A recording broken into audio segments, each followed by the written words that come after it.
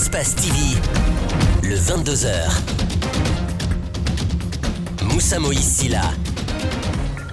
Mesdames et messieurs, bonsoir. Vous suivez Espace TV et je vous en remercie. Vous êtes dans le 22h, donc voici les principales articulations. Première journée de grève générale et illimitée appelée par l'intercentrale syndicale CNTG-USDG. Ville paralysée, école vide et quelques heures enregistrées sur certains axes routiers. Le constat de cette journée de grève, ce sera avec Djibril Ba. Et puis l'UFDG qui décrit l'enquête menée par le PM3 sur le meurtre du journaliste Mohamed Koula Diallo. Le pôle des avocats de Cellou Dalein Diallo parle de partialité dans les enquêtes. Et nous finirons par la visite du pape François au Mexique.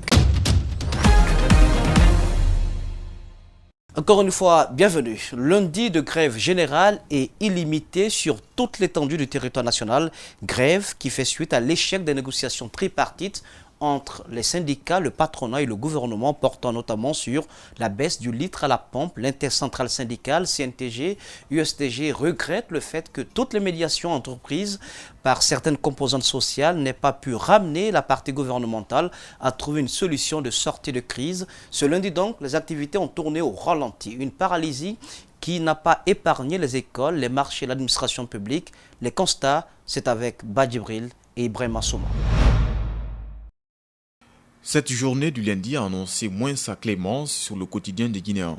Comme à l'image de ces vendeuses qui peinent ce matin à trouver moins de locomotion, les activités d'une frange importante de la population sont concentrées au centre-ville.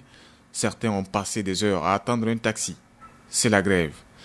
Depuis le matin que je saute à la cimenterie, on est là seulement à traîner sur la route seulement. Là, nous souffrons, hein. La circulation moins dense, sinon quasi inexistante par endroits. Des écoles sont restées fermées. Quelques élèves rencontrés ont la mort dans l'âme. Ça ne va pas du tout. Nous sommes venus à l'école, on n'a rien retrouvé. Les professeurs ne sont pas venus. Nous sommes venus massivement. Encore, nous marchons à pied pour aller à la maison. On n'a pas pu emprunter la voiture. Le plus grand centre commercial a été désert. Nombreuses des vendeuses des articles ont préféré rester chez elles. À Madina, certains magasins n'ont pas ouvert à cause de la grève. Depuis 2010. Mais toutes nos hypothèses sur le plan économique étaient bâties sur des perspectives heureuses et souriantes. Mais vous savez, M. Ba, les Guinéens feignent ignorer cela. Il y a ce qu'on appelle de manière impromptue Ebola. Cette maladie qui n'était pas connue, parce que sur le plan épidémiologique, nos conditions à partir des centres de santé et autres, la couverture médicale, elle était dérisoire, elle n'était pas arrimée. L'État est-il prêt à céder aux revendications des syndicalistes? Des revendications qui portent entre autres sur la baisse du prix du carburant et la révalorisation de la grille salariale des travailleurs. Le gouvernement compte faire profil bas, mais rappelle des exigences d'une économie exsangue. Le respect du programme est une obligation parce que le dénouement est heureux pour la Guinée. C'est assorti de quoi? C'est assorti d'appui budgétaire. Pour la 6e et la 7e revue de programme de construction avec les partenaires économiques financiers au développement, la Guinée peut engranger comme ressources exogènes 80 millions de dollars.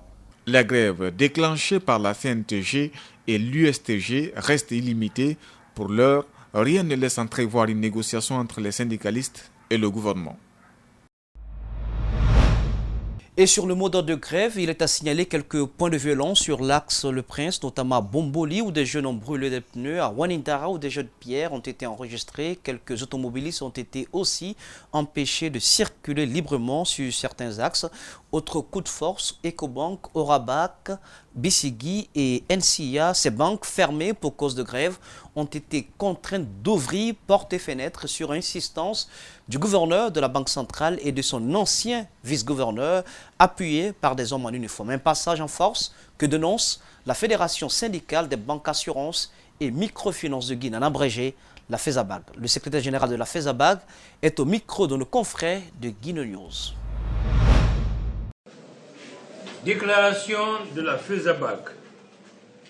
La Fédération syndicale autonome des banques, assurances et microfinances de Guinée, FESABAG, a le regret d'informer le mouvement syndical guinéen et les organisations internationales de l'utilisation de la force en violation des lois de la République et des conventions internationales pour empêcher l'expression de la liberté syndicale au sein de nos structures.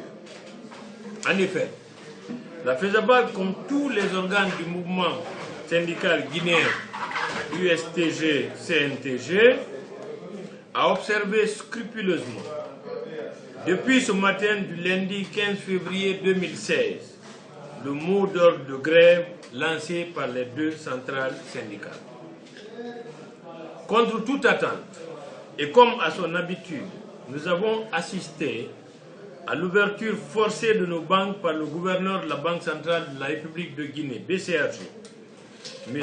Luceni Nabé, accompagné de son vice-gouverneur, M. Gomou, d'autres cadres de son cabinet et extraordinairement avec M. Yerobande, actuel ministre de l'Enseignement supérieur et de la Recherche scientifique. Et cela avec l'appui d'un lourd contingent d'hommes en uniforme armé. Cet acte d'un autre âge auquel nous avons assisté n'est pas de nature à maintenir un climat de quiétude et vise à saper les prochaines négociations. Pour ce faire, nous condamnons avec la dernière énergie de tels agissements et demandons aux travailleuses et travailleurs de la FESABAC de rester à domicile jusqu'à nouvel ordre, qui fera l'objet d'un message radio-télévisé du secrétaire général. Unis, nous vaincrons. Vive le mouvement syndical guinéen, vive la FESABAC, camarades, salut.